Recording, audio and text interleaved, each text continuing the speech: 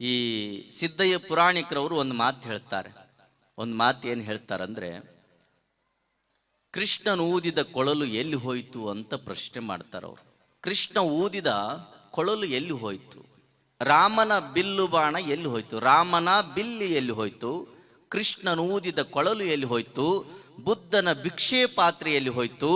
ಸರ್ವಜ್ಞನ ಗಂಡು ಗಂಬಳಿಯಲ್ಲಿ ಹೋಯಿತು ಅಂತ ಪ್ರಶ್ನೆ ಮಾಡ್ತಾರೆ ಅವರು.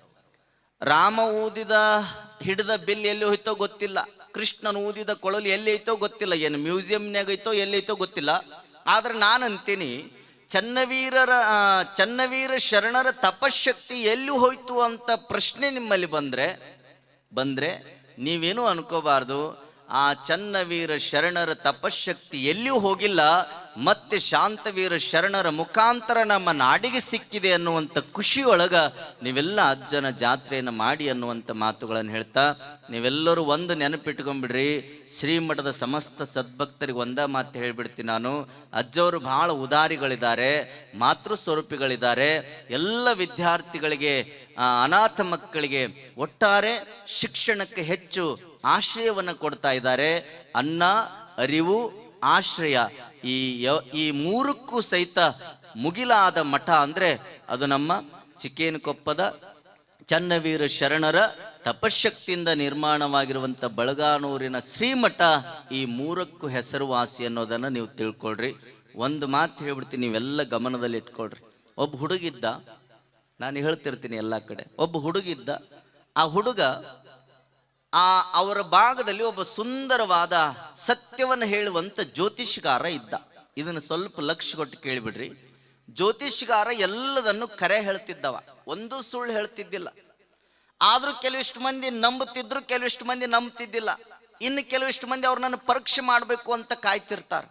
ಒಬ್ಬ ಹುಡುಗಂದ, ಈ ಜ್ಯೋತಿಷ್ಗಾರನ ಹವಾ ಎಲ್ಲಾ ಕಡೆ ಆಗೈತಿ, ಎಲ್ಲಾ ಕಡೆ ಹೇಳಾಕತ್ತಾರ, ಕರೆ ಹೇಳ್ತಾನಂತ, ಸತ್ಯ ಹೇಳ್ತಾನಂತ, ಎಂದೂ ಹುಸಿ ಆಗುದಿಲ್ಲ ಅಂತ ಅವನ ಮಾತು. ಪರೀಕ್ಷೆ ಮಾಡೋಣ ಅಂತ ಹೋದ ಮೇಲೆ ಕೈಯಾಗ ಒಂದು ಗುಬ್ಬಿ ಹಿಡ್ಕೊಂಡು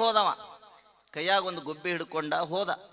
ಹೋಗಿ ಕೇಳ್ತಾನೆ ಜ್ಯೋತಿಷ್ಗಾರಿಗೆ, ಜ್ಯೋತಿಷ್ಗಾರ ನಿಮ್ಮ ಹವಾ ಭಾಳ ಆಗೈತಿ, ನೀವು ಎಲ್ಲಾ ಕರೆ ಹೇಳ್ತೀರಂತ, ನನ್ನ ಕೈ ಒಳಗೆ ಏನೈತಿ ಹೇಳ್ರಿ ಅಂದವ.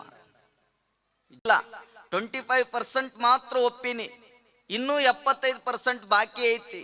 ಈಗ ಎರಡನೇ ಪ್ರಶ್ನೆ ಕೇಳ್ತೀನಿ, ಅದಕ್ಕೆ ಉತ್ತರ ಕೊಡ್ರಿ ಅಂದವ. ಏನ್ ಕೇಳು? ಇದು ಕರೀದೈತ ಬಿಳಿದೈತ ಅಂದವ. ಅವಾಗ ಜ್ಯೋತಿಷ್ಗಾರರು ಎಲ್ಲ ತೆಗೆದು ನೋಡಿ ಹೇಳಿದ್ರು, ಇದು ಕರಿ ಗುಬ್ಬಿ ಐತೆ ಅಂದ್ರ ಅವರು.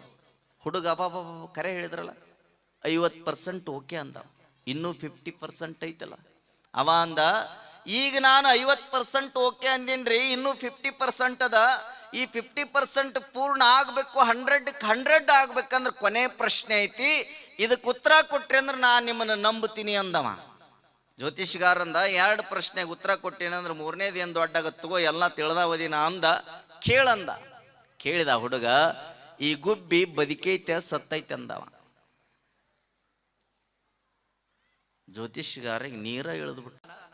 ಇನ್ನು ಸತ್ತೈತಿ ಅಂದ್ರ ಹಾರಿ ಬಿಟ್ಟು ಬಿಡ್ತಾನ. ಹೆಂಗ್ ಹೇಳ್ಬೇಕ ಅವ ಜ್ಯೋತಿಷ್ಗಾರ? ಬದುಕೈತು ಅಂದ್ರೆ ಅಲ್ಲೇ ಹಿಂಗೆ ಹಿಚ್ಚಿಗೆ ಬಿಡ್ತಾನ, ಸತ್ತು ಹೋಗ್ಬಿಡ್ತೈತೆ ಅದು.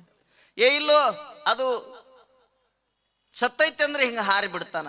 ಅವಾಗ ಜ್ಯೋತಿಷ್ಗಾರ ಯೋಚನೆ ಮಾಡಿದ, ತಮ್ಮ, ಇದು ಕೊನೆಯ ಪ್ರಶ್ನೆ ಅಲ್ಲ ನಿಂದು, 100% ಆಗ್ಬೇಕಲ್ಲ. ನೀನು ಈಗ ಹೇಳಿದೆಲ್ಲ ಬದುಕೈತೆ ಸತ್ತೈತೆ ಅಂದಿಲ್ಲ, ನಾನು ಹೇಳ್ತೀನಿ ಕೇಳು. ಆ ಗುಬ್ಬಿಯ ಭವಿಷ್ಯ ನಿನ್ನ ಕೈಯಾಗೈತೋ, ಹಾರಿಸಿದ್ರ ಹಾರ್ತದ, ಹಿಚ್ಚಿಗಿದ್ರೆ ನಿನ್ನ ಕೈಯೊಳಗ ಸಾಯ್ತದ ಅಂತ ತಿಳ್ಕೊಂಡು ಉತ್ತರ ಕೊಟ್ಟ. ಈ ಮಾತು ನಾ ಯಾಕೆ ಹೇಳ್ತೀನಿ ಅಂದ್ರ, ಈ ಬಳಗಾನೂರ ಮಠದ ಭವಿಷ್ಯ ಪೂಜ್ಯರ ಕೈಯೊಳಗಿಲ್ಲ, ನಿಮ್ಮ ಕೈಯೊಳಗೈತಿ. ನೀವೆಲ್ಲ ಹಿಡ್ಕೊಂಡು ಬಂದು ಶಾಂತವೀರ ಶರಣರು ಅನ್ನುವಂಥ ಜ್ಯೋತಿಷ್ಗಾರರ ಮುಂದೆ ನಿಂತ್ಕೊಂಡು, ಅಪ್ಪವರ ಈ ಮಠ ಇಷ್ಟ ಇರ್ತದ, ಈ ಮಠ ಮುಗಿಲೆತ್ತರ ಏನು ಹಾರ್ತದ, ಬೆಳೀತದ, ಪತಾಕಿ ಹೇಳ್ತದ ಅಂತ ನೀವು ಪ್ರಶ್ನೆ ಮಾಡಿದ್ರೆ ಅವರು ನಿಮ್ಗೆ ಉತ್ತರ ಒಂದ ಕೊಡ್ತಾರ. ಈ ಮಠದ ಭವಿಷ್ಯ ಬಳಗಾನೂರ ಸುತ್ತಮುತ್ತಲ ಚಿಕ್ಕೇನಕೊಪ್ಪದ ಭಕ್ತರ ಕೈಯೊಳಗೈತೆ ಹೊರತಾಗಿ ನನ್ನ ಕೈಯೊಳಗಿಲ್ಲ ಅಂತ ತಿಳ್ಕೊಂಡು ಉತ್ತರವನ್ನು ಕೊಡ್ತಾರ ಪೂಜ್ಯರು. ಅರ್ಥ ಮಾಡಿಬಿಡಿ, ನಮ್ಮ ಜೀವ ಇರುವವರೆಗೂ ಸಹಿತ ಬಳಗಾನೂರು ಮಠಕ್ಕೆ ನಾವು ಸದಾಕಾಲ ಸನ್ನದ್ಧರು ಅನ್ನುವಂಥ ಭಾವನೆಯೊಳಗೆ ಏನಾದರೂ ನೀವು ಬದುಕಿದ್ರೆ ಒಂದಲ್ಲ ಒಂದು ದಿನ ಮುಂದೆ ನಾಡು ಕಂಡ ಅಪರೂಪದ ಜಾತ್ರೆ ಯಾವುದು ಅಂದ್ರೆ ಅದು ಬಳಗಾನೂರದ ಚಿಕ್ಕೇನಕೊಪ್ಪದ ಶರಣರಾಗಿರುವಂತ ಚನ್ನವೀರ ಶರಣರ ಜಾತ್ರೆ ಅದ್ಭುತ ಅನ್ನುವಂಗೆ ಈ ನಾಡಿನಲ್ಲಿ ಗುರುತಿಸಿಕೊಳ್ತದೆ. ಅದಕ್ಕೆಲ್ಲ ನೀವು ಸನ್ನದ್ಧರಾಗಬೇಕು ಅನ್ನುವಂಥ ಮಾತುಗಳನ್ನು ಹೇಳ್ತಾ ನಿಮ್ಮೆಲ್ಲರಿಗೂ ಶರಣರ ಆಶೀರ್ವಾದ ಸದಾಕಾಲ ಇರಲಿ ಅನ್ನುವಂಥ ಮಾತುಗಳನ್ನು ಹೇಳಿ